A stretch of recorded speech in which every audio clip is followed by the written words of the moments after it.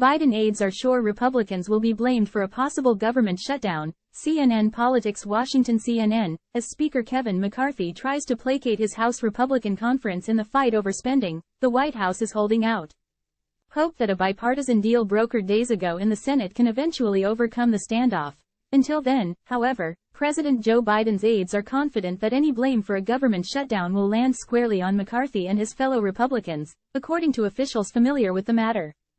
Time equals 400 ms. Greater than. There's no expectation that McCarthy will be able to pass something on his own that could clear the Senate, one senior administration official said. How long a potential shutdown lasts depends on how much pain McCarthy can endure. Watching the chaos unfold from the other end of Pennsylvania Avenue, Biden and his aides have adopted a mostly hands-off approach, accusing McCarthy of reneging on a spending deal and listing the ways a shutdown would inflict damage on normal Americans. McCarthy has declined to schedule a House vote on the Senate bill, which includes $12 billion in total aid for Ukraine and domestic disasters and would keep the government open until November 17. Hardline House Republicans have been seeking steep, across-the-board spending cuts to federal agencies and funding for border enforcement, and are waging a battle to remove McCarthy as Speaker if they don't get it. I think that the Speaker is making a choice between his speakership and American interests, Biden told Democratic donors in San Francisco this week, highlighting the administration's view that Republicans will ultimately suffer politically if they fail to avert a shutdown. Behind the scenes, senior White House aides are in close contact with lawmakers and congressional aides. Top congressional Democrats have signaled their willingness to relinquish their votes in favor of a deal if McCarthy brings it to a vote.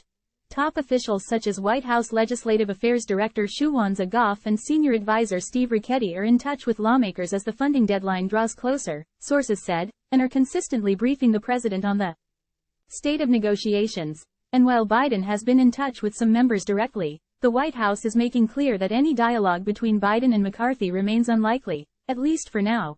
The people that McCarthy needs to talk to is his own caucus, White House Press Secretary Karine Jean-Pierre told reporters when asked whether Biden would consider meeting with the Speaker.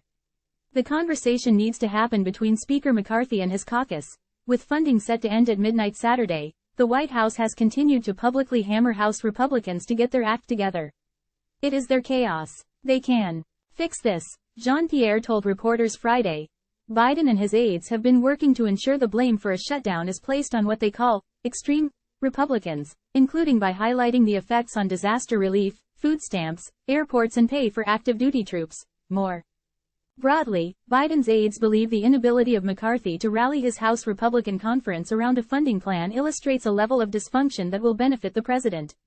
Biden has framed his opponents as unable and unwilling to serve the public's interests. For weeks, Biden's advisors have been mulling how involved to get in lawmakers' deliberations over funding and ultimately decided to take a hands-off approach.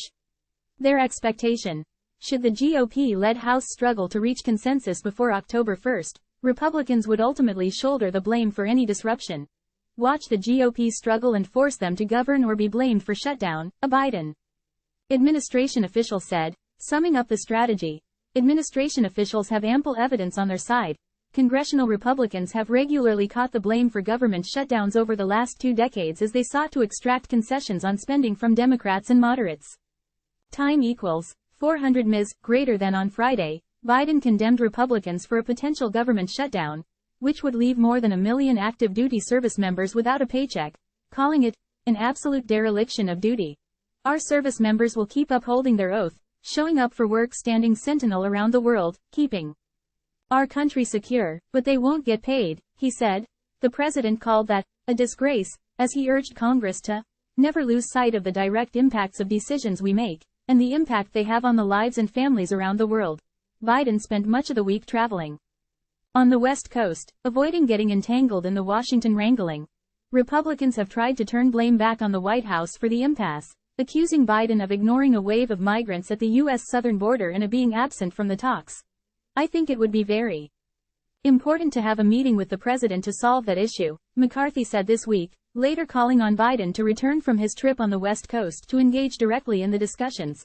Those appeals were not given much consideration inside the White House. That's a different approach from the last time a spending crisis was looming, when McCarthy called on Biden in May to cut short a trip to Asia in order to negotiate over raising the debt ceiling. After resisting direct talks, Biden left that trip early for a meeting with McCarthy at the White House. One difference. Republicans had coalesced around a specific position, passing a bill in the House that reflected their priorities and catching the White House off guard. Negotiations escalated in the weeks that followed, resulting in a deal that set broad guardrails around federal spending for the 2024 fiscal year. Biden is expected to remain in Washington this weekend, a relatively rare occurrence as he typically decamps for one of his Delaware homes or Camp David on Friday afternoons. The spring deal was supposed to usher in months of in-depth appropriations work that would yield a full-year spending package and avert a government shutdown. Now, the White House says Republicans dropped the ball. How to handle a possible shutdown was a key agenda item when White House Chief of Staff Jeff Zients huddled with senior advisors in the West Wing last weekend, according to people familiar with the matter. Senior officials have been meeting throughout the week to continue discussions on the issue. Even if they don't believe they will bear the political blame, the White House itself won't be immune from the shutdown's fallout, including furloughs of non-essential staff. During previous government shutdowns, presidents have been all but grounded. In 2013, President Barack Obama canceled a trip to Asia due to the difficulty in moving forward with foreign travel in the face of a shutdown. Time equals 400 ms. Greater than some senior West Wing employees in recent days have been learning how to perform tasks that would typically be executed by junior aides, officials said. Among other things, they're learning how to blast out news releases and making updates to the White House website, just in case.